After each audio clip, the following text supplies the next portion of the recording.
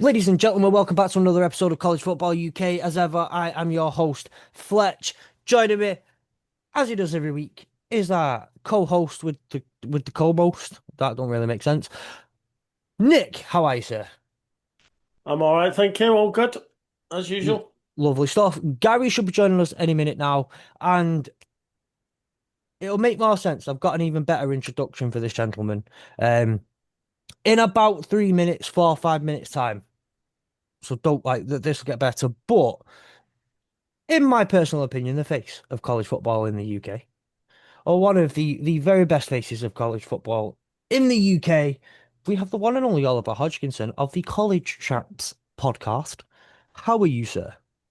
I'm very well, thank you. That's the nicest thing anyone I think has ever said about me. Like not just today. I think just in general. So yeah, you don't need to do a further introduction. That'll suffice. I'll say that. Thank you No worries, ChatGPT smashed that one.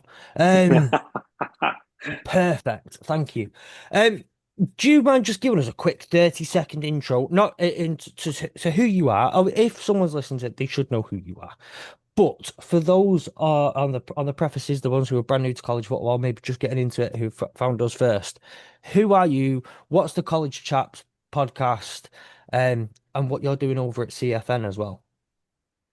Yeah, talking about myself honestly isn't like my strong suit. I always say I'm a guy who used to work in the post office who looked into writing and talking about college football for a living, which is kind of the long and the short of it. So, the College Chats podcast, I started with my co-host George and Alex around 6 years ago. Started off as a one-off episode about the national championship and blossomed into three guys who get to talk about college football every week with some of the biggest guests that like not just Yeah, this side of the pond, but I think across the college football spectrum. We've had yeah, the likes of Dabo Swinney on. We've had some of the biggest names in college football media on the show as well, and it's I guess it's I get to live out every person's dream where I come into work every morning and I write about and talk about college football for a living, which is extremely cool, and I get to have opportunities like tonight talk to guys yeah. about college football as well. It's yeah, I'm very very lucky. Good stuff. I do believe I've frozen on the screen. I don't know if I've frozen for both of you two as well. There we go. That's better. Um, that is awesome. That is awesome. So before we get through to the main topic of today's episode, which is part two of our special mini-series, we're going to fly through Nick's news. Maybe we'll go over to Fletcher's forum. Maybe Gary's Gazette turns up. We'll find out. It's going to be an experience for all of us. Nick, what have you got for us? Um, Evan Stewart, Oregon, chose against entering the draft in April. Um, he decided to return to Oregon to play wide receiver number one. Unfortunately, on Friday, he tore a patella tendon and he will miss the entire year. So as far as I'm to understand, he can redshirt, which would mean he would get one more year if he wanted to, but that would mean him entering the NFL as a wide receiver at what, 22, 23. So I don't know what he's going to do, but unfortunately he chose to go back to Oregon to play and he's got injured. So um Villanova are to leave the Coastal Athletic Association. They play in the FCS. They're going to go and join the Patriot League, which is just another conference. Um, There's no such and thing in that's college going to, football as just another conference, my friend. No such thing. yeah, that's going to happen in 2026. Talking of conferences, the ACC and their members Clemson and Florida State, who are all suing each other, have shook hands and decided not to bother. So they're all dismissing lawsuits against each other, and that means the last 17 months have been pretty pointless. So well done. Um, Sticking in Florida, but moving, Florida A&M athletic director Angela Suggs was arrested on Monday on fraud and theft charges. These relate to her time as CEO of Florida Sports Foundation. I don't know what she's done, but Well, sounds probably like fraud and she, theft. yeah, Um, sounds like she wasn't behaving very well. Um, a federal judge has ruled against cornerback Corey Corley Jr., who wanted to have a fifth year at NC State. He played 3 years at Maryland. He played last year at NC State. Um, and they've said no. So technically, he's out of eligibility. So I suppose he could be signed as a free agent, but he can't go in next year's draft. So he's yeah. missed this year's draft. So it's a free agency, or that's it for your career. And then there's just the small news of the $2.8 billion payout. Yeah. So you go where you want with that. What was just say all I've got from Fletch's forum. Lee Corso going to make his final appearance on College Game Day, making his final helmet selection. That'll be at Texas OSU, which will still be at 12 p.m. despite OSU throwing all the toys out the prom. Texas stood the ground. Well done, Texas. Um, and that will be Coach Lee Corso's final one. Colorado head coach Deion Sanders currently battling an undisclosed illness. Not currently in Colorado. Doesn't know when he'll officially return. I do believe what was that you said before, Oliver? By the way, it was £14 he's lost.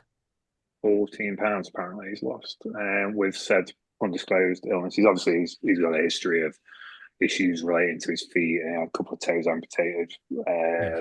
year before. So doesn't sound like it's something too serious from what he released an update today about his health. So it doesn't sound like it's too serious. So I feel like we can maybe have a joke about it. Maybe. He ate Oh, some bad seafood.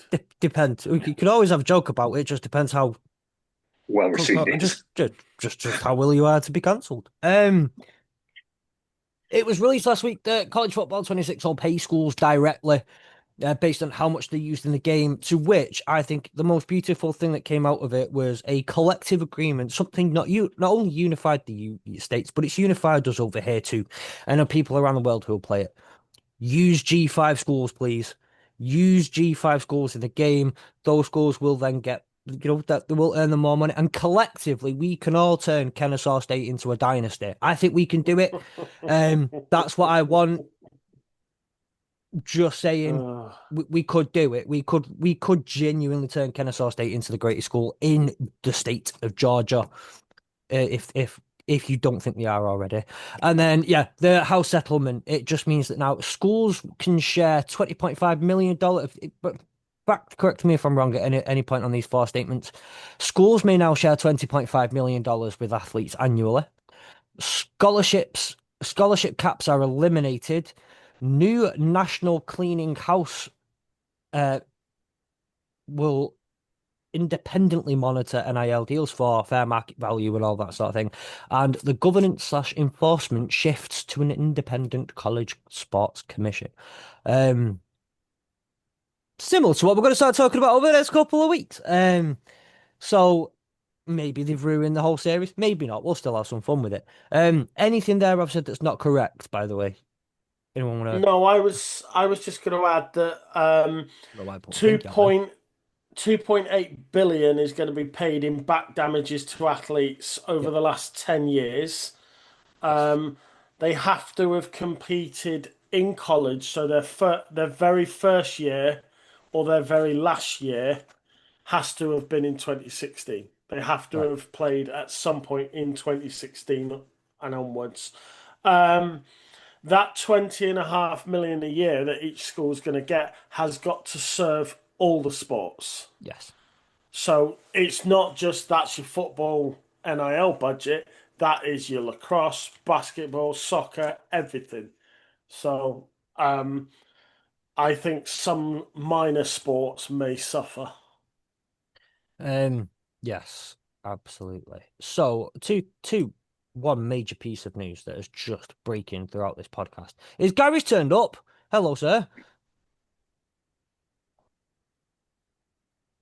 Evening. Evening, boys. How you doing? I'm trying to find the mute button. All Hey, good. Ollie. Nice to see you, All man. right, sir. Hello. Very well. Thank you. Lovely. Now that's the news for the week. And we have Well, me turning up. one more piece of news, and that is that last week we did speak and say that there's a brand new set of college football teams that are headed off to a spaceship to set up this colony on Mars type deal that's going on. College football utopia. You might call it a super league. I've decided to run with college football utopia because this is how it's going to end up getting branded if this were to ever happen. Now, what I didn't tell you all was we got a phone call last week off my mate Greg Sankey and a couple of other of the gentlemen at the top of the college football FBS pyramid who said, Fletch, there's only one kind of consortium, one group of people that we kind of want to run this project and help us run this project, and that'd be the AAW Network. So can you set up a crack team of the best people that you have and make this happen? So obviously, everyone I phoned after that was busy. So I've got Nick and I've got Gary, and we brought in a special expert to help us. And now this week, what we're focusing on and our task at hand is just to figure out who's on that rocket ship, who's in college football utopia, who's out of college football utopia, how many people are we letting in, and then we're going to do some city planning here, boys. We've God, got, GCSE geography's coming back. depending on I'm getting how many we're allowed in, we'll horrible have our flashbacks here. we'll have our little districts, which may work as conferences or divisions.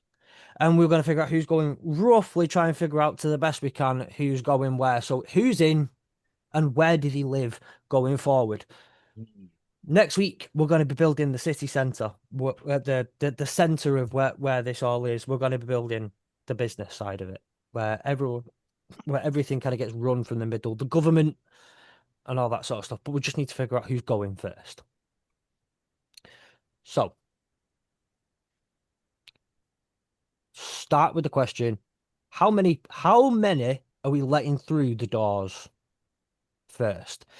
Now, Nick, I know you started a lot of this already, and Ollie, I know you've also done a lot on this kind of previously in your own other things. Nick, what's the perfect number that you've got in mind? Is it 64? Please tell me. Everybody. Everybody. Right, Everybody. that's Nobody communism. leave no man be left behind. Right, that's communism. We're not doing communism here. Ollie, what's your number? What's the number of people we're letting in? Okay, so I'm completely with Nick, by the way. My idea of college football utopia would involve as many teams as possible. Um, Anyone that follows me on social media can't really follow me anymore because my Twitter account got suspended. But You got booted, didn't you? Yeah. got suspended. Yeah, I can't get that account back. But anyone who did follow me on social media would know that I'm a huge proponent of a group of five football. I love watching the FCS. I love watching the FCS Championship. Their playoff format, I think, is one which, if and when they start having discussions about expanding the actual college football playoff into silly numbers, that's a format that is tried, tested, works well, provides great entertainment. So that's my idea of college football utopia would be to have everyone there. But I think you banded before the show in the notes, Fletch, you banded around NFL size of 32, 64 is a potential number. I think 64, if you were looking to create like an elite class of college football teams, you don't want too few because you want the variety that college football brings. The great thing about college football is the variety, the geographical variety. Like you're never far away from a college campus, whereas you're always far away from an NFL campus unless you're in a big city, an NFL team. So you want that. You want the variety. You want different matchups. You want to keep the core fundamentals of what college football is all about.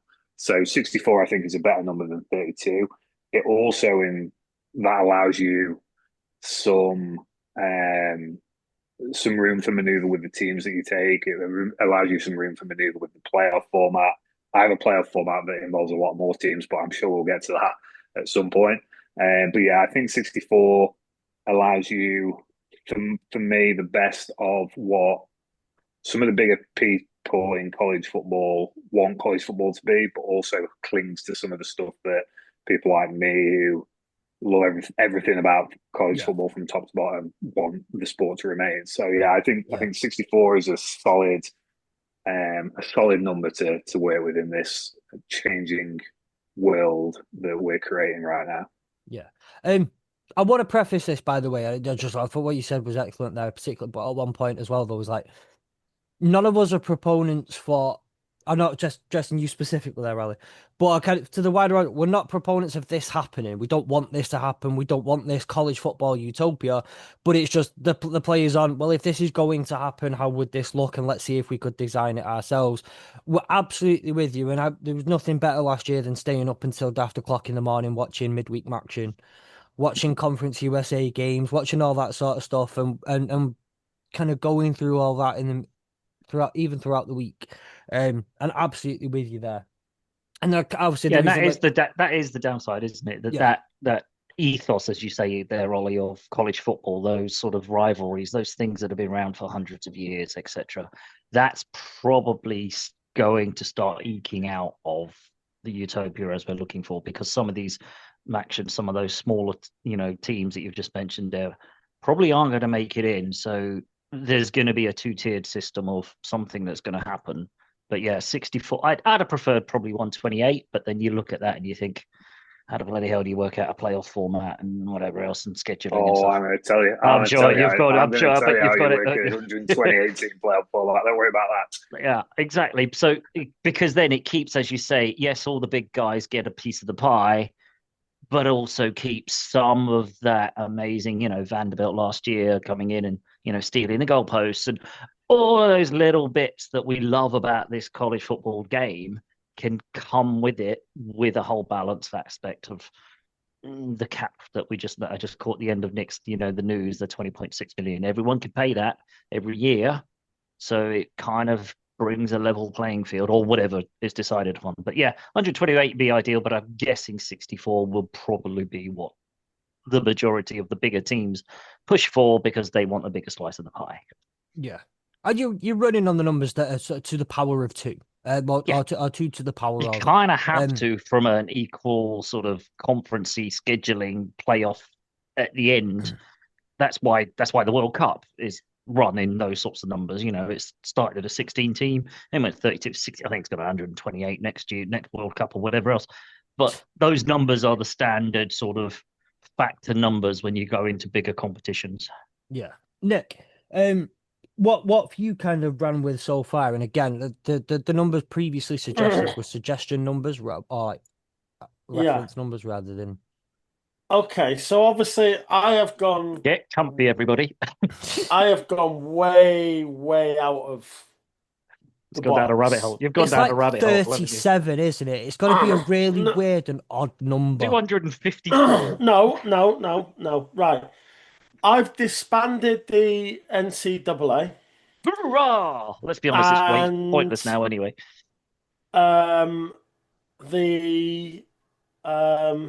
The CFA, the College Football Association, are now in charge of football. The CLA, the College Lacrosse Association, are in charge of lacrosse. CBA, College Basketball Association, they're all in charge of their own. Hang on, is that CBA? Sports. No, CBA, it's something else. So, the CFA, the College Football Association, is now in charge of college football. North Dakota State have moved from the FCS to the FBS to make 135 teams. The FBS has now become the National College Football Conference. The FCS has added Division 2 teams to make 135 teams. They've become the American College Football Conference. The remaining Division 2 teams, along with all the Division 3 teams, have all amalgamated to become the Minor College Football Conference. Right, here we go. So, each football... I'll stay in the FBS Buckle in, boys. I'll stay in the FBS just because it makes it easier. Right. So I'm expecting a PowerPoint to pop up any second now. no, I'm not doing a PowerPoint. I'm gonna read it all. I haven't had time to do a PowerPoint. So the FBS has become the National College Football Conference. Within that conference, there are three regions. You have the Western region, the Northern region, and the Southern region. Within each region, there are five divisions of 9 teams. They are your 135 teams. So I will run these quickly because I'm not hanging around. Right. Western region, Northwest Division, Washington State, Oregon State, Boise State, Nevada, Utah State, and BYU. Southwest Division, Hawaii, UNLV, California, San Jose State, Stanford, UCLA, USC, Fresno State, San Diego State. Central Division, Wyoming, Colorado State, Air Force, New Mexico State, Arizona State, and UTEP. Eastern Division, Nebraska, Kansas State, Oklahoma State, Tulsa, North Texas, TCU, and SMU. Southern Division, Texas Tech, Baylor, Texas A&M, Sam Houston, Rice, Texas State, and UTSA. That's the Western region. Right, Northern region, Western Division, North Dakota State, Minnesota, Wisconsin, Northern Illinois, yuck. Iowa State, Missouri, Arkansas, and Arkansas State. Northern Division, here you go, Fletch. Central Michigan, Michigan State, Michigan, Western Michigan, Eastern Michigan, Toledo, Bowling Green, Kent State, and Akron. If you can't win that division, you Every don't single deserve. year for the rest of the time. Yeah. Right. Central Division, Northwestern, Illinois, Notre Dame, Purdue, Ball State, Indiana, Louisville, Kentucky, and Western Kentucky. Eastern Division, Boston College, UMass, UConn, Army, Syracuse, Buffalo, Rutgers, Temple, and Penn State. And the Southern Division, Pittsburgh, Maryland, Navy, West Virginia, Ohio State, Miami, Ohio, Marshall, and Cincinnati. And finally, in the Southern region, the Western Division would be Louisiana Tech, Monroe, Louisiana, LSU, Tulane, Southern Miss, Mississippi State, Ole Miss, and Memphis.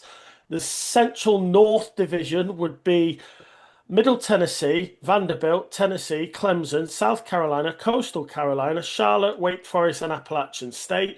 The Central South Division would be Auburn, Alabama, UAB, Jacksonville State, Kennesaw State, Georgia, Georgia Tech, Georgia State, and Georgia Southern. The Eastern Division would be James Madison, Virginia, Liberty, Old Dominion, Virginia Tech, Duke, UNC, NC State, and East Carolina.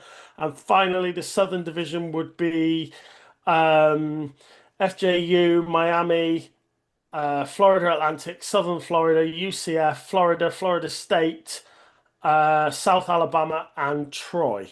And they are your 135 teams. Don't ask me to do that list again.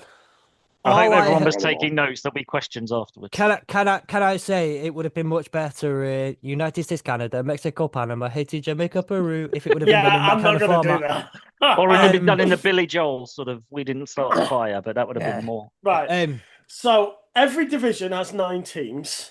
Yeah. Now, I've done it completely locally because the Yeah. reason I did is I took a bit of over here. I took a bit of locality. I took a bit of more away fans going to games. I took a bit of if you are going to lose those big games, the USC Notre Dame, rivalry. If you're going to lose those big games, let's give them something else. Let's give them away fans at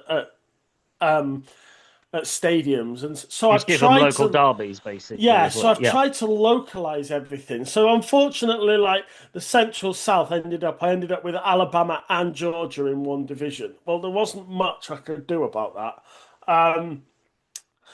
Anyway, so they were the divisions. What I've done is every team will play all the teams in their division. So you'll play 8 division games, 4 at home, 4 away. The following year, the 4 you played at home, you'll then play away, and then the 4 away, you'll play at home. You will also play one team from the other 4 divisions in your region, corresponding to where you finished the previous year. So, for example, if Michigan won their division, which they should do, and won, Ohio State won their division, then if that happened every year, then you would get that You get the derby big every game year, every time. and you Yeah. would just alternate it every year as to who's home, who's away. But there's no guarantee if you have a bad year and you don't finish in the same spot, that's not going to happen. Moving into a playoff, so yeah, so you would play your 8 division games and your 4 region games. That's 12 games. You would have a bye in either week 5, 6, or 7, halfway through. After week 13, you would have week 14 would be a bye before going into the playoffs. For everybody. Yep. The There's no. playoffs Okay. would Mhm. the playoffs would be every division winner. So you would have 15 playoff teams, every division winner, and the best 2 runners up through the whole of the conference would play off for that final playoff spot. So that would make you 16 teams, and then you'd just go in your playoffs, and it'd be drawn out of a hat as to who gets at home, who gets away, and then your semi-final and final would be on neutral venue. Okay. So, So hang on. Let me go back to that. So you got 15 in the playoff bracket, yeah, so you got and the 15 division 16th winners is the 16th place is then fought out. by the 2 best runners up, and that will be decided on record, points scored, points conceded, strength of schedule, however you choose to work down the list of making it as fair as you can. But yeah, the best 2 runners up would have to play off for the 16th spot. So what I didn't tell, if you might have noticed, I'm pretty sure I did put it in the top. I've been debating on the name of this episode. No, I didn't actually. I didn't change it. Right. The name and title of the episode that I've gone with the ever so incredible Mean Girls quote. You can't sit with us. On the basis of, or at least this may change at this point if we're gonna have 135, because apparently everybody can sit with us now. The idea being, I think this new college football, this new look, this college football utopia, this place over here is because Georgia doesn't want to play with Appalachian State, or doesn't want to be in the same room and having the same discussion in the same league as UTEP. And Mhm. I think this is why I think when we're cutting down, I'm coming up to a number like 64, is because you were going to have to either let someone in that you don't necessarily want to, or kick someone out that you don't necessarily that may kind of fit within the group. But the idea being that it's the big go away to all of those lower G5 schools that the SEC want to do, that the Big Ten, I just don't think have the balls to quite turn around and say, yeah, that is what we want, but maybe they kind of do want it. This is where I'm at with this kind of thing. I mean, if we See, want to run with the 135 team thing, that's fine. But in my head, that where I'm looking at right now is going, what do we create that's the Super League? You see, I've gone down the attitude of, I'm sorry, Georgia, I'm sorry, SEC and Greg Sankey and whoever else. You don't run college football. Yeah, but We they run do though, college. Nick. Yeah, but not in this new world, they don't. We run college football in this new world. And I'm sorry, if you don't want to be in it, fuck off. The, Otherwise, play see, by our the rules. problem with that, Nick, is that's probably how we've ended up with the NCAA being disbanded, because Greg Sankey and the SEC and Georgia and the Big Ten and have all gone, we don't want to be there. We're going off somewhere else. And everyone's panicked and gone, well, we'll have something new where you are all involved. So you kind of, I love what you're doing, but I think you're just perpetuating the You see, cycle of, I we'll took the put it in and it'll attitude. all fall apart. I took the attitude by putting less emphasis on conferences and putting more emphasis on smaller divisions. you take away the power of the bigger teams, and they have to win. They have to concentrate on winning their division. Now you take somebody like, say, you take somebody like Georgia and Alabama. They're probably going to look at their division and say, we just need to beat each other. Whoever wins our game against each other is probably going to win that division. So it's one of those that the whole reason why I've shrunk it down and made it into divisions and made them smaller and more of them is it takes away the control of a central, like for example the SEC being too big and too powerful. If you split the SEC up and Mm. separate them all, they have less power than they do together. And Right. that's why I've done it the way I did it. So, God, this has got to get way too political, way too quick. And I'm sorry, but I can only really think of How this as did you one think it way. was only ever going to go that way? But at the end of the day, I grew up on the big, where a load of the council estates in South Manchester were, right? And where I right in the middle of council estate after council estate after council estate, and one on a number of occasions, because what you had with council estates was a load of little ragamuffins. That's what I'm going to call them, and I was one of It's those the nicest ragamuffins. word for them. I was one of those ragamuffins, so I can say it. Those rapscallions that Scroats. I wouldn't have used that Thieving term, little but okay. oiks.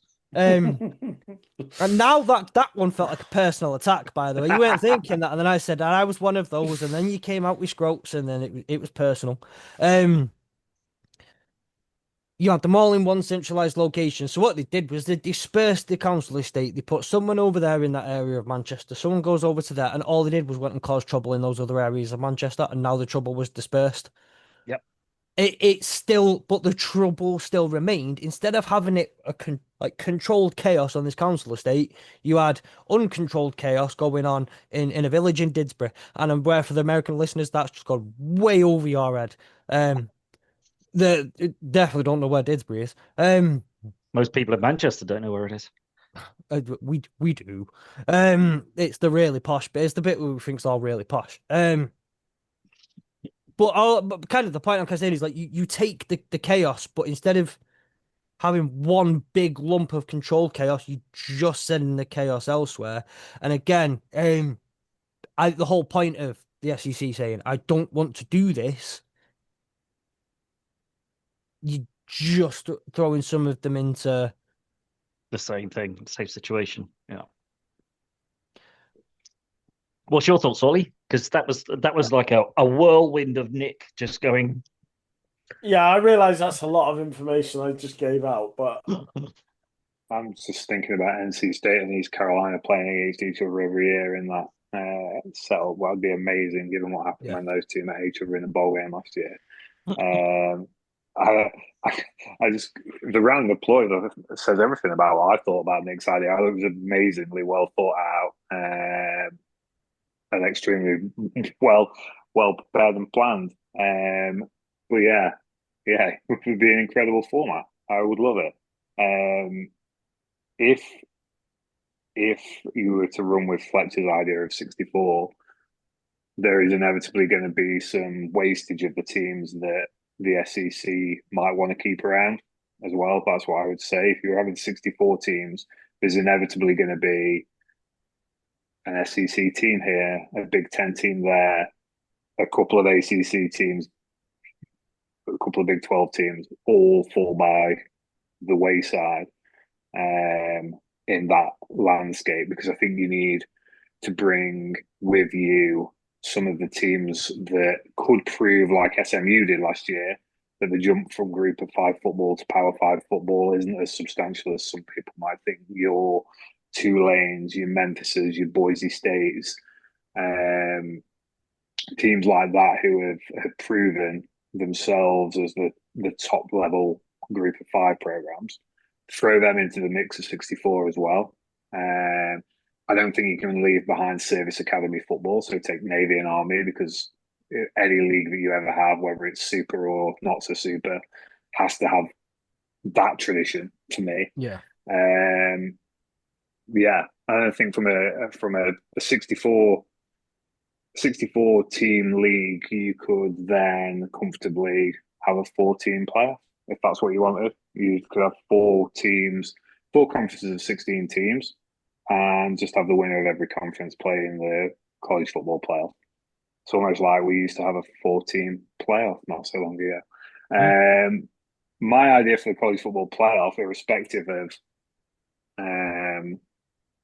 how you format the conferences, how you format the divisions, however you format it, would be take March Madness approach and Play the brackets. have a make conference championship. So I'm a big believer that conference championship should mean conference championship games. Being a conference champion should mean something. So let the regular season play out. Have conference championship games. Have a conference champion.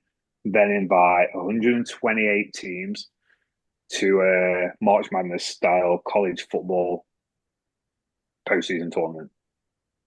How many people would watch that more than they would watch 40 bowl games, for example? And that's where your chaos comes.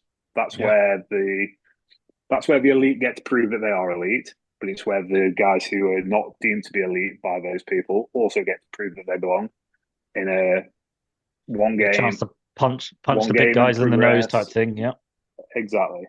It's the FA Cup. Exactly, yeah. Almost like an FA Cup of college football. I think it would be. There's a reason why the FA Cup is revered as one of the greatest cup competitions in all of sports. Is because the format is awesome. The potential for that. I'm going to use Matlock Town because that's the local team down the road from where I live, and this would never happen, and I don't think it's ever happened. But a Matlock Town beating a Manchester United. Yeah, right. See, this is how long it is since I last watched football, soccer. Like Man United were good when I used to watch football. It's like that old thing. If she thinks that Man City have always been good, she's too young for you, bro. That's how long it is since I last watched soccer because I spend so much time watching college football. I reckon Matlock could probably beat Man United now. Anyway, I was gonna say it's a strong team. It's a strong team they've got at Proctor Stadium down on Causeway Lane. That's for sure. But yeah, have a tournament like that, have a postseason tournament like that. I think would be awesome, and it would make college football conferences like winning a conference championship awesome as well. Yeah. And you just know that March Madness is huge in college basketball, right? Betting, conference, and this is the thing, right? TV rights, everything. It's enormous. Everybody knows about March Madness, even if you don't really know what it is. You know March Madness, so you could have a January Jamboree, whatever the bloody hell name you come up with. I love it, January Jamboree. Why not, right? It flows. Why not? And you're right. The TV revenue, the TV networks would jump all over that. The FanDuel, whatever, current betting partner of College Football Association. Was it College Football Association, Nick? Was it a CFA? College Football Association, yes. Well, do you have to put a disclaimer in saying that other betting sites are available too. Yeah, I'm trying to go around the houses by not using just that one. But whoever the official partner is of the College Football Association would absolutely love a March Madness-esque type of end to the season because it would keep the money flowing through the coffers, and it's a great idea. I love it. And then, as you say, how do you just randomize the 128 teams, or you say your conference champions are in, and they come in as a seed later on? But there'd be an element of seeding involved to it, and obviously with 128 teams, you've got to lose from a current college football landscape. You've got to lose. You've got to lose 8 FBS teams, but I would say why don't it be the top 120 FBS teams and bring in the 8 highest ranked FCS teams and give them a shot to prove that an FCS team can mix it with the big boys. Nick mentioned North Dakota State. It doesn't make any sense right now for North Dakota State to not be an FCS team because they make so much money from being so successful that the jump to the FBS probably isn't one that makes any sense to them at all. But bring them into a postseason tournament, bring South Dakota State, bring Montana, bring those top teams from the FCS in and let them mix it up with the 120 best FBS teams, which, no disrespect to UMass, that probably means you don't see UMass in a postseason tournament very often. But I think that would mix things up as well. Yeah. So I'm going to play devil's advocate here because why not? 128 teams, that's 7 rounds of football. Given the restrictions on the body of the game of football and given the season that's already taken place, that'd leave the season. If you give everyone a couple of weeks off in December, start around where the college football playoff would generally start, the first round, not the after everyone's had a bye, you would be looking at finishing the season around the time of the Super Bowl, if not slightly What's the Super later. Bowl? I've never heard of it. It comes well. It's what comes with the Super Spoon. As my dad as So the NFL's equivalent of the national championship game. That's what yes, I it's the natty for the professionals. yeah. You're carrying that season on for a long time, and I would, in a newfound college football, which again I think it's something that will end up coming on next week, is how do you get You can similar move to the schedule. the NFLPA, you've got the NFLPA, and I would imagine that you get whatever the equivalent of that would be for college football athletes for a collective bargaining agreement to say that if we're playing in a 12-game season plus conference championship plus then potentially set as 20 games a season, I can just, again, to play devil's advocate, I can see this becoming a problem for the strain on thingy. So would this end up going on again? So maybe we'll look at next week a bit more in detail, but is there a roster limit change here that you need to do? Is there yes, you can play 20 games a season, but you got to cap players to 12 games a season or 13 games a season.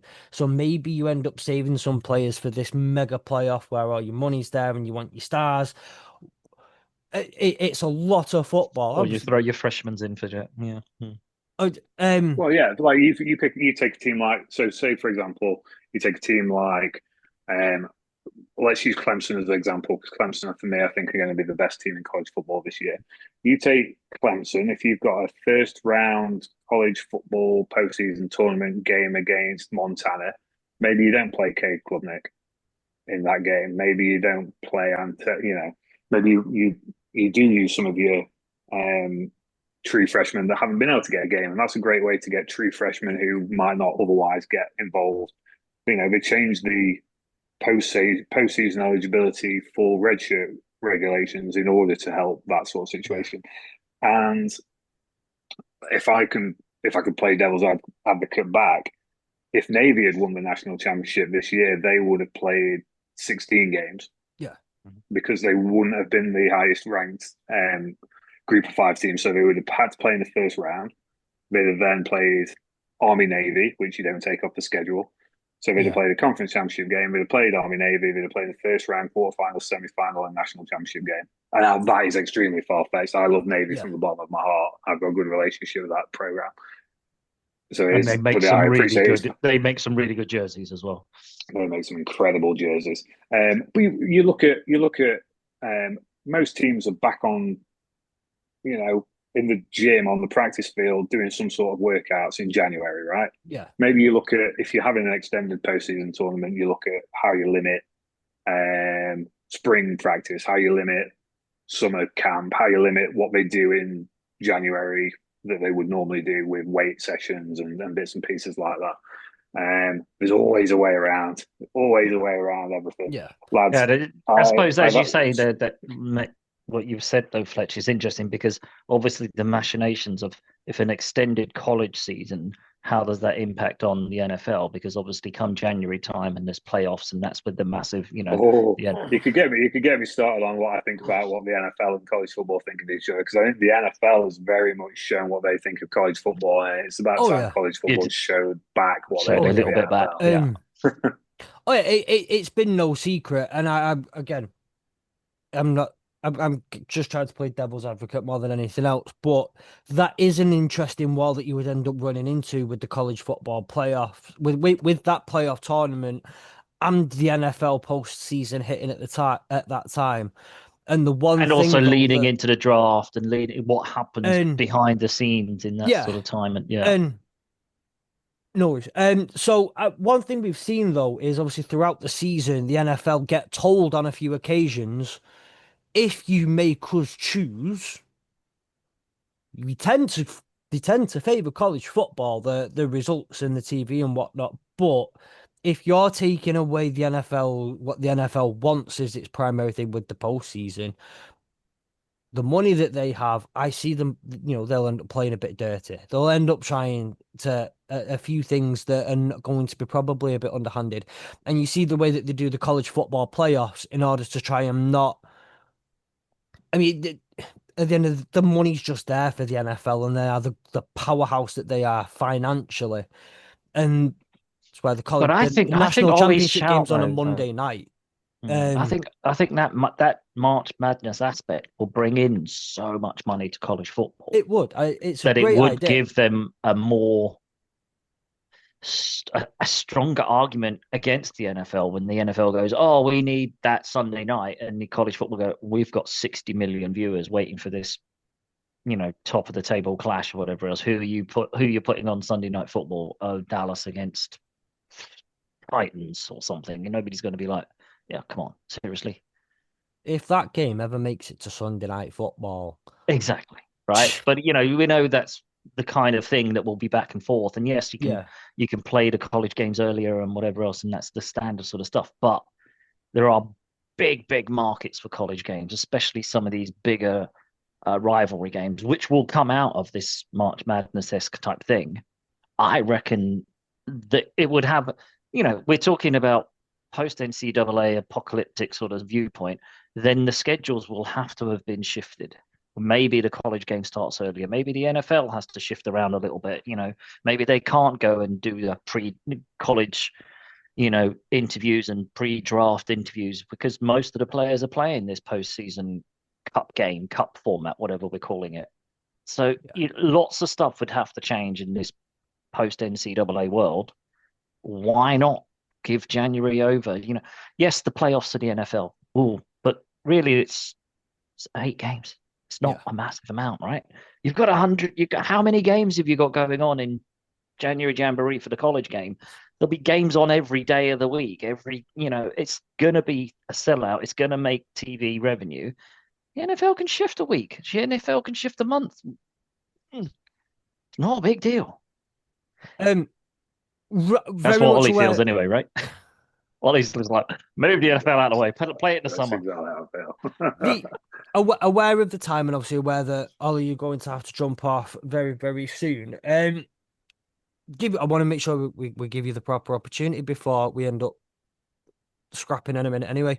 Um, where can we find you on your newfound social media? Where can we find the college chaps? And yeah, well, what? How do we get in touch with you beyond this? I appreciate it. I really enjoyed it, lads. So a new Twitter account at Hodgkinson Sport. So if you followed my old Twitter account at OJ Hodgkinson, which is currently suspended by Elon Musk and his team of Nazis. So at Hodgkinson Sport, and then the college chaps at the college chaps. Usually a bi-weekly podcast at the moment out of the season, but once we get into the season, it's a weekly podcast. And then my written work on College Sports Network and Pro Football Network. Lovely. As always, if you are on YouTube, I know you're doing the dishes or something, cooking, don't know, but look over here for 1 second. The links to follow Ollie, to all his social media, and to find the College Chaps podcast, to find Ollie's written work are going to be right down there. Gary, I'm pointing at you here. Can you just, yeah, cheers, pal. If you are on the audio only podcasts, go into the application in which you are using to listen to this, into this episode. In there, you will have the option for a description. And in that description, we'll feature also all of those links to find Ollie and to get in touch with him, to listen to the College Chats podcast and to read his written work as well. Would you like to make a closing statement before you run? No, I just really enjoyed it. It's the college football landscape is, I think, so uncertain, even as we have some clarity with things like the house settlement. Um, that to sit and have like healthy conversation and debate about what it should look like is awesome. And with four guys based in the UK, that is another great sign of how much the game is developing over this side of the pond. So it was awesome. I really appreciate you guys taking the time to have me on. No, I appreciate you being on. Thank you. It was we had the great opportunity to speak to Spencer McLaughlin last week of the Locked On College Football podcast, and we were asking him about the growth of the game over here, and it's interesting to see how passionate and excited we are, and how that conflates with those who've grown up with college football and lived their whole lives with it, and how that conflates. But yeah, it's been fun, man. It's been great to have you. Thank you very much for joining us. Yeah, Cheers, nice fellas. to have Thank you, you. man. Hopefully see you Cheers. in Dublin, Ollie. Yes, fingers Yes. crossed. Fingers crossed. Thank you. See you later, guys. Take care, man. So yeah. So right now he's out the way. Right. So we're back to the 135 plus everybody else, right? Or Right. I love the March Madness idea. That's like completely shuffle the deck. Why isn't Yeah. there like a cup competition? Play the Natty, play your normal regular season, and then have a crazy cup competition at the end of it. Yeah, you could in Other than theory. the health and well-being and If you're gonna go that, you could cut the if you're gonna go like March Madness style, then you cut the amount of game time you play as well. yeah. But this is what I'm saying. Is at the end of Rather than 4 quarters of rather than 4 quarters, you just play two halves, Two and you halves, play 20-minute half, 25 minutes, yeah something roughly, yeah. or at yeah least for the first few rounds, you have like similar to a mercy rule. You just cut the quarter, Yeah. similar to when If it's you the get to mercy half rule. time and you're 64-0 up, call it done, right? Type of stuff. Because we Yeah. know some of those games would end up like that, Yeah. and you would call it after 2 quarters or 20 minutes or whatever you say, Nick. And in that March Madness, you play for two halves and they're 20 minutes a half. Go at it. There's no overtime. Well, how would that work? You'd have to have overtime, wouldn't you? Anyway, penalty kicks. penalty shoot. I'm just thinking penalty shootouts. Tied at the end, Listen. right? Get your kickers out. 10 yards, No, 15, 20, 25, 30. Keep walking back until you miss. Yeah. So I've come up with we've either got that, or me and a mate a couple of years ago, we were just bored one day and we were thinking about ideas and how to make things like overtime more exciting, particularly in the playoffs, or more interesting. You line up 10 random players from a roster, have the ball where it's a 30-yard field goal, first one to miss loses. A B A B A B A B A B, and you do it. You can keep going and going and going and going until you've got your third string wide receiver making field goals, and have it like a Yep. proper penalty shootout where everyone gets the same opportunity. But then if you're not good enough, or the other team's just as bad as you are, you get Could to the end up. goalkeepers taking penalties, and then you get the kit man taking a penalty. You Yeah. get to the point where you've got walk-on players who are in as running backs or free safeties now taking kicks for a kick for you at 2:30 a.m. in the Rose Bowl. Fit. What's the worst that could happen? And Literally, you end up going through the whole roster. There'll be one game where everyone will kick it from 30 yards. you've got all the fans in the stadium, including the fans of the team about to go up and kick, who go, for Christ's sake, just miss. Just miss. I'm Please, okay God, with it. miss. Just miss it. I'm okay if we lose this one. I want to go home. Yeah. It's Missed the last train torture. already. But I think the angle I wanted to come away with, and again, I'm going to preface it one. I'm going to kind of preface this one more time by saying it. I'm not an advocate for the Super League, the college football utopia, but this is where I think it would head to. And again, it comes down to a lot of throwback to Mean Girls, where they sat there and going, "You can't sit with us," and they're sick of it. So I would love to see that brand new 135 team FBS, FCS uh, split in the what were they called again? Sorry, College Football So Association. you Oh got the no. yeah, CFA, but it's the College Football the League. yeah, you would The have the Yeah, national college, you'd have the National College Football Conference, and you'd have the American College Football Conference, and then the minor N college NCFC and the ACFC. ACFC. That's the one. Okay,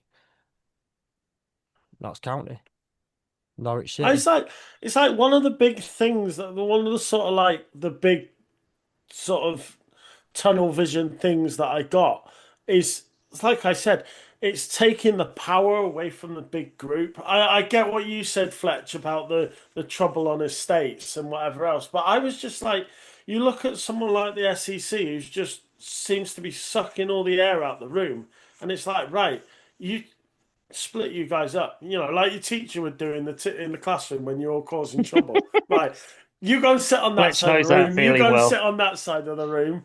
You know, No, no, no, no, no. I didn't have friends to split up. I just got kicked out the classroom. Um, I was just not allowed. I was just not allowed to learn anymore. Um, I turned out fine, didn't I? No answers, no answers, no answers. Don't want anyone to answer that question. Moving on, quick. Yeah, but also I suppose what we've skirted around and we've kind of mentioned money. What's happening with the TV? Because obviously So pre-breakup, right? next This is week. where some of the pain has next been. week we're doing Ah. financial next week. So I'm gonna say. I've got TV. I'm all over that. No, I've got that for So next I week. want a PowerPoint next week, Nick. I want a PowerPoint. no, we need the return of the whiteboard. And what I was going Yeah, and wheel the whiteboard in. for everyone, I'm gutted, and I need to set. So I need to figure out how to get all these little production extras in Zoom. But when Nick's when you're going through and naming all the 135 teams, like I said, I'm hearing to the tune of what was it called, the Yakko world song by animation Yeah, thinking where they're doing the whole United States, Canada, Mexico, Panama, Haiti, yeah. Jamaica, I've Peru. seen that video pop Um, up on yeah, social media far too but many times for me I to. can just imagine. I don't know if any of you have you ever watched Always Sunny in Philadelphia? Yeah, One that's of my I've exactly seen the some favorite picture I've shows episodes. ever. got. Yeah, So That's the picture where it goes on and on and on, and Ch his massive desk and massive Charlie, when wall. he's working in the post office and he's uncovered the secret thing that's going on, the conspiracy that's going on with the post office, and he's like, it's the wall, and he's going, like, I've got it. That feels like how that mapping kind of thing ends up Yeah, going. So next week, it's all business all day. This is, like I said, this is like a city planning meeting. fair This enough. is who walks into this new world, who walks into the new city, into the whatever analogy we kind of want to use for it. And then it's saying, right, there are just using the example when I had it in my head of 64 teams, I didn't have all the teams in there. I had certain teams who I knew would be in there, certain teams I knew wouldn't be in there. But you have 8 boroughs or 8 districts in which lived 8 teams, and you would base them on historical rivalries, general geographic locations, but also somewhat of a dispersation. What a word that is. Might not even actually be a real word, but the dispersion of teams to somewhat create an even keel throughout, and then you would have like an 18 playoff where you've got an AFC and an NFC type thing going on. You've got your NCFC and your ACFC, but it's those 4 conferences, and it would be very similar to a pro style structure, just double the teams. Um, and I would throw in there while talking about that a um no, kind of lost myself there. But it's when building that, and I think that's where I truly think that that's where college football, well, certain members of the college football want to go. And next week, what we'll be looking at is building that middle, because around the 8 conferences that we would have within that model, particularly or now if you've got dispersing all these different the 45 or the 15 whatever conferences that are going on. In the middle is the big city. It's the finance district. It's the where the Hmm. government buildings are. It's who's running all things that are going on. That's what we're building next week. We're building that bit in the middle. That's where the TV stuff will come in. That's where the whatever, and that's where I think I'm most keen on talking about. Hence why this week I say I'm playing a bit more devil's advocate. I know you've got your plan, and I like your plan. I love your plan. I've always got the plan. Um, just trying to play a bit of devil's advocate this week. That's next week. That's what we're after. I would like to say one thing I haven't talked about yet is the all new week zero college classic in Dublin would be a Community Shield style game between the NCFC playoff winner, Yeah. championship winner, versus the ACFC championship winner. Oh, FBS, BS, yes. The two playoff Yes. champions from the year before are in Dublin for week zero for the Community Shield for the College Classic, which would be to the two winning teams from the previous year.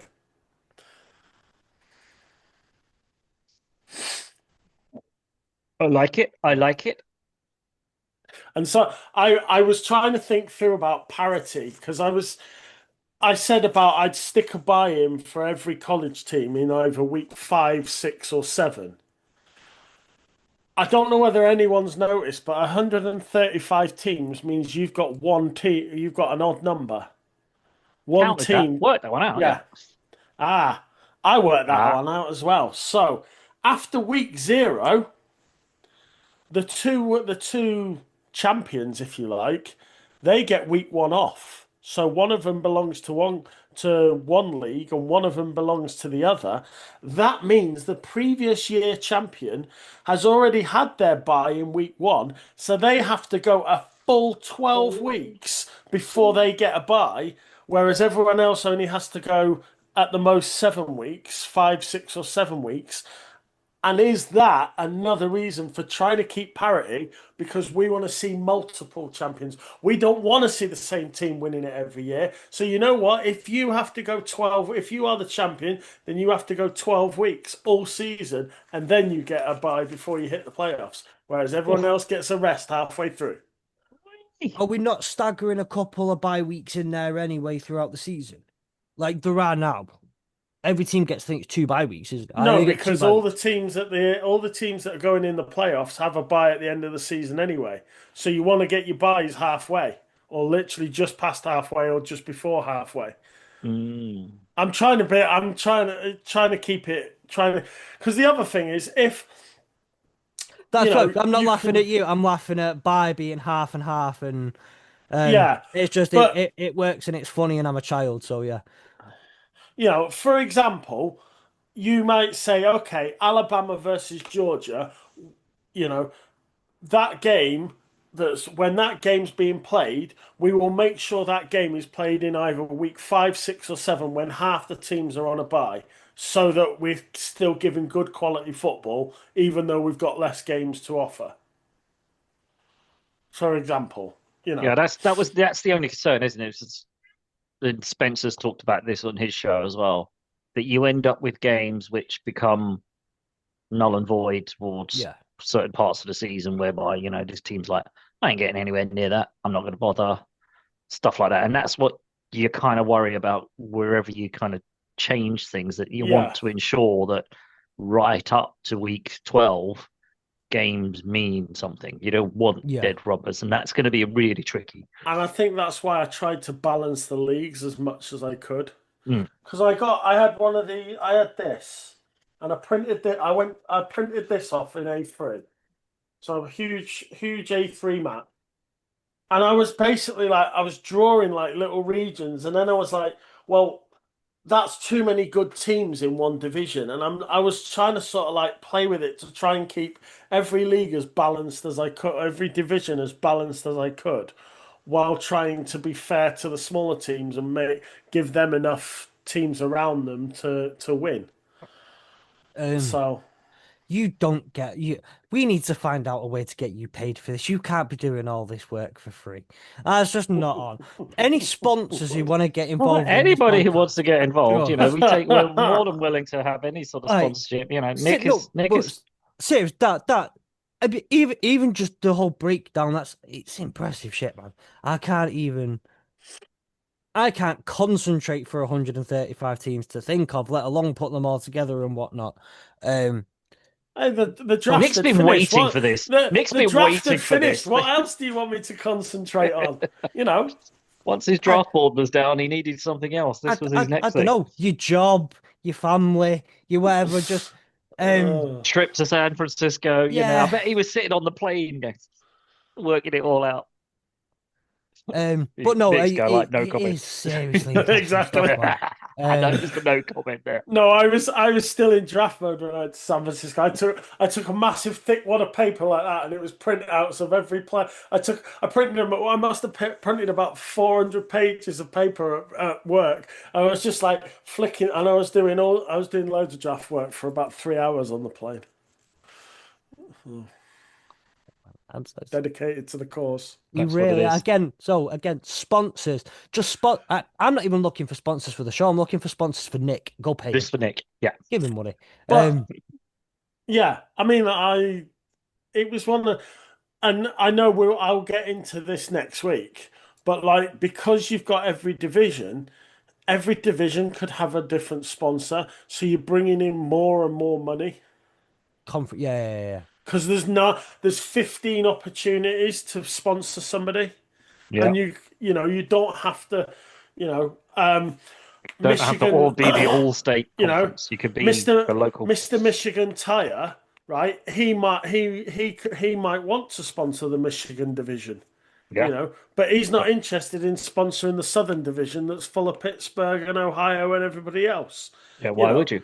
Yeah. Like So, there'd be a massive, with that sort of South Eastern conference. but There'd definitely be a Florida sort of it's You one of business that would those. want There's that, wouldn't more they? chances to bring in more money. well, you think again, but hyper localization like that, you would be looking at like seeing what nationwide, what massive businesses.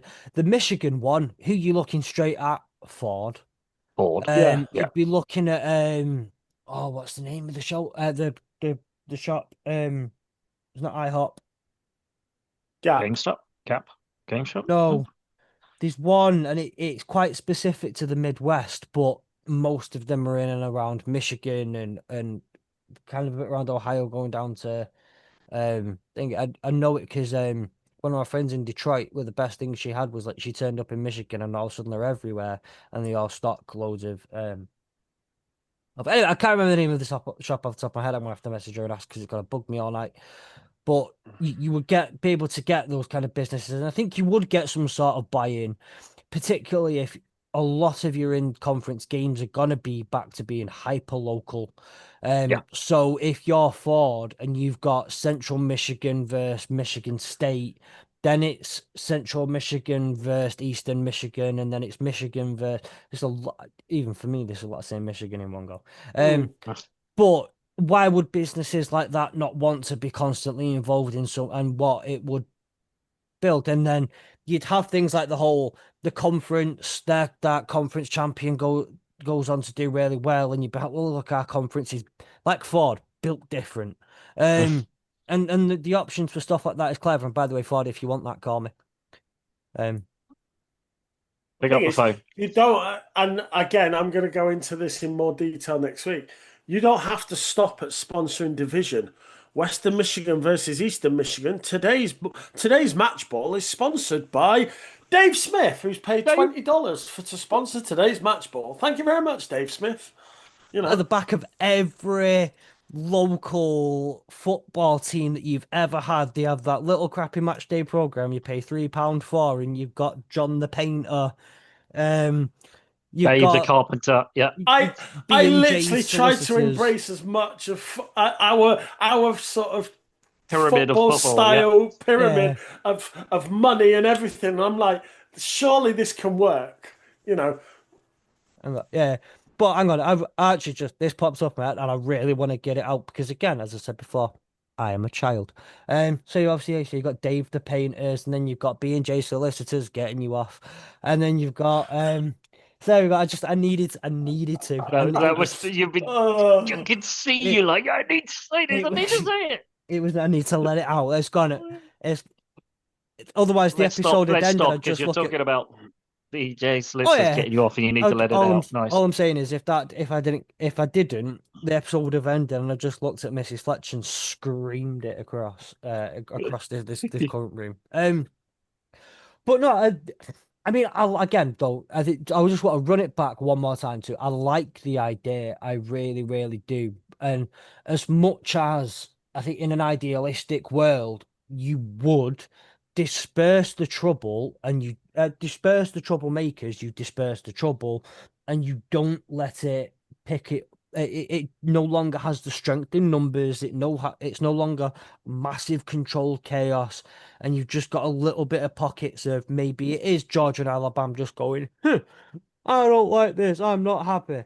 But at the end of the day, I think some of those schools just they have that much money and they have that much that they will continue to kick up a fuss if, for whatever reason, they still have to continue to share with Appalachian State, with UTEP, with Sam Houston State, with Kennesaw State, as pathetic as that'd be because they're the best school in Georgia. I just don't. It's kind of playing devil's advocate, but also I see it still being a problem. Is see, all. I'm gonna hold this back till next week, but I had a fantastic idea for travel. Do you have a cunning plan? I do, I do. Not only do I have a cunning plan, this would make every college wouldn't have to pay a penny for travel. I like the way you're speaking. So not I only do you know. have a cunning plan, but you seem to be a cunning linguist as well. Mm. When Hawaii have got to go away to the University of Las Vegas, but it doesn't cost them a penny to get there. Shout out Jeff Reinbold. Enjoy your free money. Look at Gary. He's like the hamster in the wheels going round, It's going, I'm properly trying to work turning. It's like, how that have you done that? Other than being like, a conference sponsored by Greyhound for those ones that have to be driving around by the bus. I don't know, but yeah. Does this Can come with a I? getting everyone special magical teleportation powers? Because I'm down for Well, this one. If it's 135 team FBS new fun thing and everyone gets special magic powers, I'm so down. can I just say something that wasn't on the docket for today? I have my Disney team. Right, okay, No, okay. no, no, I'll tell you no. what. Whoa, yeah, damn it. You can't just pull that out because I've still got my 15 best sort of rivalries to talk about and why some of the Right, craziest trophies. That's no, you can't have that. right. Okay then. Do you want to get through that? Now, With I think we've arrived, and I think we Nick, your idea, that's what we're going with. The Right. 135 team will say that is the idea of college football going Nobody forward. gets left behind. Nobody gets left behind. no Everybody, team left everybody gets to behind. play. Play. Nobody gets left behind or forgotten. Topical. I was going Mean Girls. You went Lilo and Stitch. It's a whole thing. Um, no, not one compliment on how absolutely impeccable that was. It's fine. Um, it's fine. You, you have a small child. I have no idea what you're talking about. Can I just say, by the way, went and saw that last week. Well, just over a week ago, went and saw the new Lilo and Stitch, and it is excellent. Absolutely excellent from start to finish. There's a lot of things that are different to the cartoon, and there's one particular scene in which I was a bit so it's a very You should sad always scene. have one scene in a Disney movie that's a bit close to the knuckle. There always Yeah. used to be. I, There I always I used to be looked around. adult jokes in Disney movies that were very much like you missed them when you were a kid, but when you watch them now, you're like, oh my God, they got away with that. Oh, yeah, there's some of the jokes in there that are great, but there's like I said, there's the one scene which it's very sad. And you look around, and every dad, every adult male, every dad in that room's kind of going, yeah, Hoisted up. Feel that one. Feel that one. do See, that thing where don't cry, don't cry, don't cry, don't cry. I sent my two girls with my mum to watch it. I didn't go But myself. there were at least three times when I looked over and Mrs. Fletcher's going like that. But this one particular scene, I turn round, I look at my wonderful daughter, and she just looks, and it's just buckets. And Oh, again, that is the scene where I'm kind of going, you're a man here, don't cry at a Disney film. You're an adult, you're a man now.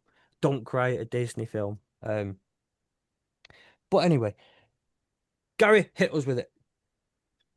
So there are a number of different crazy trophies out in the college football world between rivalries that have been running for hundreds of years, as we mentioned before. Some of them are bizarre, to say the least. The Troll, which is played between Concordia Moorhead and St. Olaf in Minnesota. It's a random troll trophy. It is really quite bizarre. You have the Old Oaken Bucket between Indiana and Purdue, which is basically just an advert that started and suddenly gone off, and it's been a trophy since 1925. This bucket gets passed around. Obviously there are bigger ones. There is the little brown jug, which everyone kind of knows about, between Michigan and Minnesota. You probably know that one very well.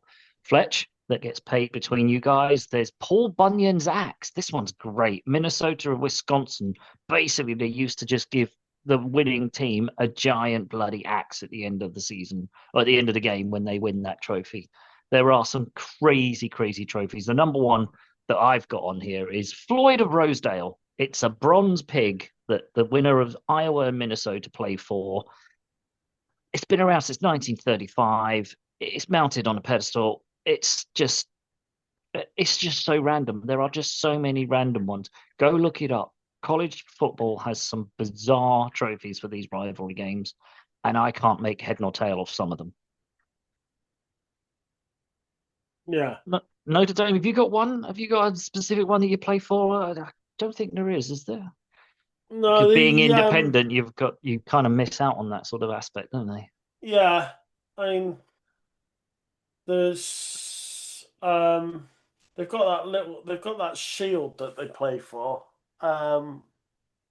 But that they don't really give away because it's for when they beat up on the armed forces every other week. Every other week, yeah. So it never leaves It never, campus. Yeah. yeah, never leaves South Bend.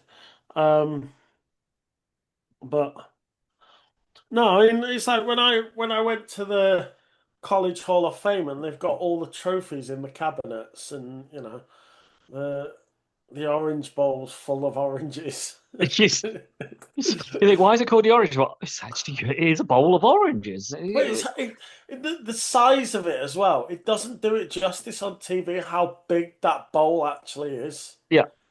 It's huge. So, but well, I mean, yeah, it's those little obscure ones that are It's with just the that's funny part and names. part. Yeah, they're the ones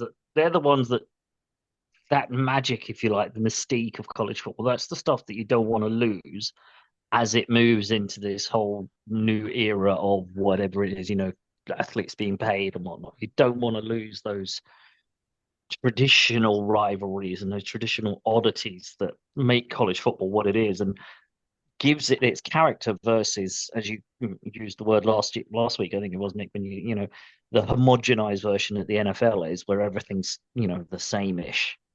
Yeah, You don't have that in college football. You have these differences and nuances and rivalries that have floated around, and two teams that don't like each other, barely ever play each other, but somehow there's a deep-seated rivalry and a hatred there that just comes through once every 3 years when you get to play them.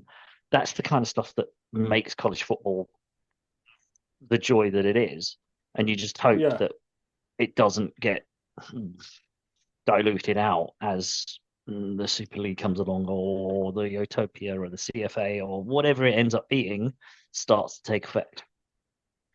Because I think we mentioned it last season, didn't we? When they did the conference realignments, how they managed to kind of keep some of the big rivalry games anyway. And Yeah, you just hope that somebody, whoever's in charge, remembers those and keeps some of these traditional oddities in the game. yeah. Well, But now I'm on the hop now because you're gonna come up with the Disney team, aren't you? I I hadn't done it for last week, and Fletch asked about it last week, and I hadn't done it, and I said, "Oh, I need another week," and I was determined to bring it to the table. So Okay, so what are we doing? Offense or defense, or where are we gonna start? we're going to start on the offense. Okay, right. Offensive line, are you doing it as a unit or are you doing it as individuals? So at left tackle, Oh, you've got individual. Go on. at left at left tackle, oh at left Can we tackle wait for I've Fletch to sit gone. down? Hang on, Is wait, hang on. Right. Don't worry Team about me. I Disney. just Team Disney we're T into now, Fletch, because Team you missed my Disney. whole Here we part. go. Go on. At left tackle, the Beast. Yep. At left guard, this man goes the distance. It's Hercules. Interesting. At centre, you'll know this from Tangled, Fletch. One of the Stabbington brothers, but not the Okay. tall one, the short, stumpy one. Okay. I'm down with that. At right guard, he's got biceps to spare, going Gaston. Gaston. Yep. At right tackle, it's got to be Mr. Incredible. So, three wide receivers. I've all gone down the same line. I've gone for fast, agile, can leap high. So my number one wide receiver, if if you're in trouble, if you're stuck in a stampede, he's gonna come and rescue you. It might kill him, but he will come and rescue you. It's Mufasa. Move. Wide receiver two, just backing up his dad. Got Simba. Big cats Adult can Simba. I like adult Simba. Oh, I'm not gonna put little kid Simba in, am I? I like Just I like checking. father son duo playing on the same team together. I Yeah. think that's a beautiful touch. And you need a bit of you need a bit of mean. You need a mean streak, but I want to stick with the big cats. So my wide receiver three, Shere Khan. Okay. Tight end, Flim Rider. Running back, Dash. Yep. Yep. And my quarterback, Christoph. Interesting choice. I would not have gone with Christoph. I've gone with Christoph as my quarterback. So, and on the Gary, are you defense. following? Christopher's. Oh, I'm struggling here. Go, Christopher. Is that That something from that is Frozen or something? that is a man Frozen who's not from watched Frozen. Frozen. That is a man who's Yeah. not watched Frozen. It's not Christopher, it's not Chris, it's Christoph. It's like, Nick, let it go. Okay, Oi. sorry. On the defense, Mm-hmm. playing a 4-3. Okay. So up front, two defensive tackles, Wreck-It Ralph and Sully from Monsters Inc. Yes. Nice. Yep. With my defensive ends being Maui and the snow monster from Frozen that protects the castle. The big Interesting. frozen thingy. Yeah. I'm up. There's Maui, the Moana guy, Yeah, Yes. Also, played by The The Rock. Rock. The Right. Rock. Okay. Just so my references, I'm still stuck in the old school Disney because that's the one I It's, remember. So it's all all of right. these new ones are all right. So my Go on three in. line my three linebackers, the other Stabbington brother, the tall one, Yeah. Buzz Lightyear, Wonder when he's going to make an appearance. and Tarzan. Mm. I had And Tarzan then more in the backfield, I think. oh no, I Secondary. went with big hands, big strong hands and Mm. power. At corner, Scar, last of the big cats. Got Scar at corner. alongside Frozone. That was Mm. Samuel Jackson in The Incredibles. And then at safety, Aladdin and Peter Pan. So Okay. Um, that's me team. I like the concept of Tarzan as a linebacker dropping into coverage a lot of the time. Because he'll have the speed, he'll have the agility, he'll have the movement, I think, to drop into coverage, maybe play a little bit of man, but also if you do need him to run down and kind of play that outside linebackery, shifty kind of player in those situations. Now the real question now is who's the head coach? I didn't do my coaches. Gonna have to be King Richard, surely.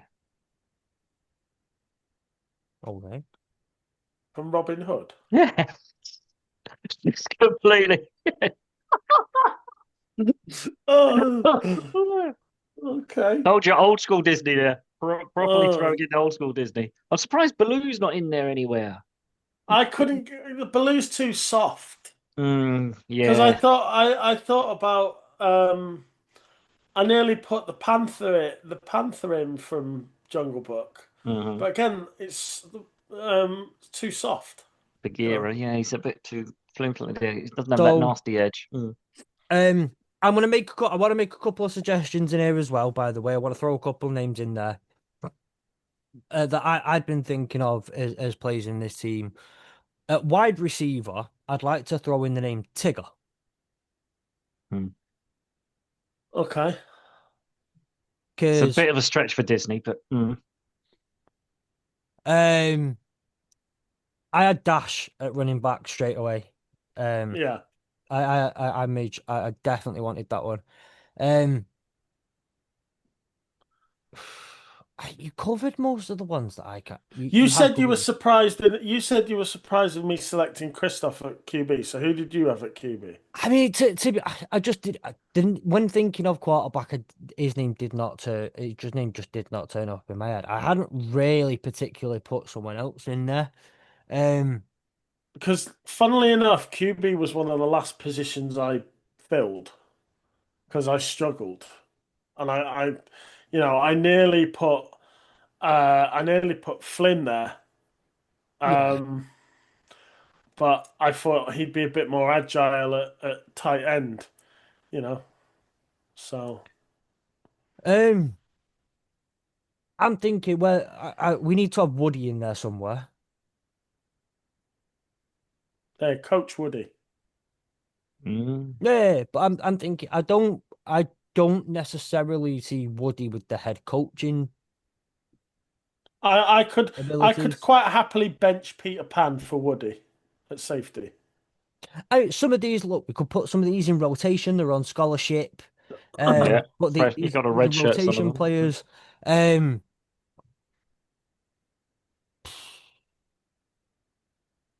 I feel like we're missing Mike Wazowski, and again, I think he's a. I'd see Mike Special teams. Wazowski as a coordinator of some kind. Hmm. Um, He'd be the I defensive want coordinator because all we'd be shouting is put that thing back where it came from. okay, yeah, I'm down with that.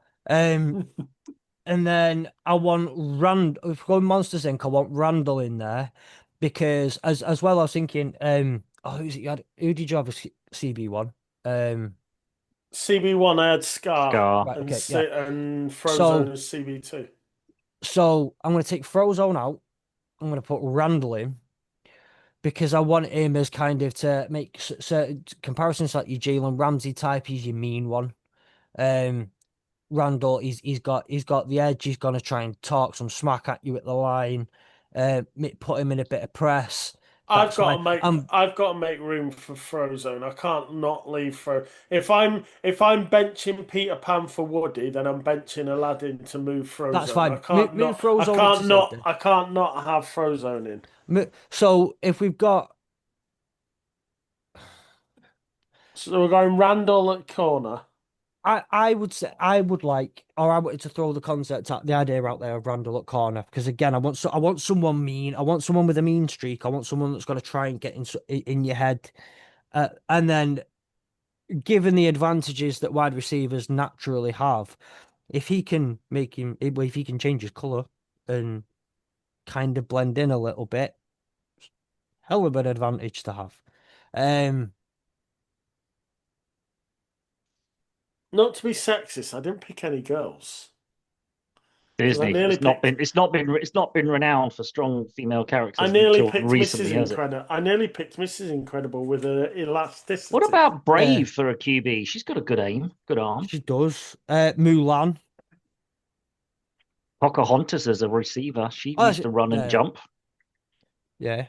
There's your slot receiver. Robin Hood as a QB as well. Sly Fox. Um, We can spend far QB. too long. I'm surprised Dumbo didn't come in and the elephants from the offensive line or something. Again, too soft. QB Too throwing the soft. grasshopper from Bug's Life.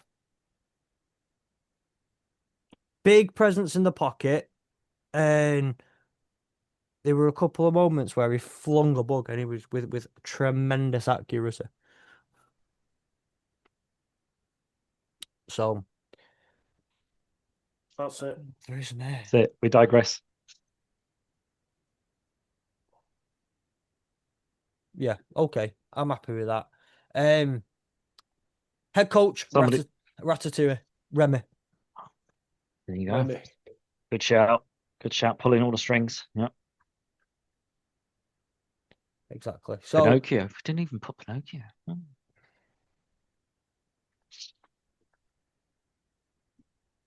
Who's pinging? Is that me? no. And Roz from Monsters Inc. will be the athletic director. But she will always make sure. She'll always be making sure they're hitting their academic numbers. targets as well as you didn't hand in your essay today. Always making sure they're hitting their academic targets. I do feel like we really have descended into some Really gone down a rabbit hole. We've gone yeah. down a proper rabbit hole here. Yeah. So I think that's where we'll call it today. That's where we'll say. I think we've Probably wise. Otherwise, who knows where we're going to end up.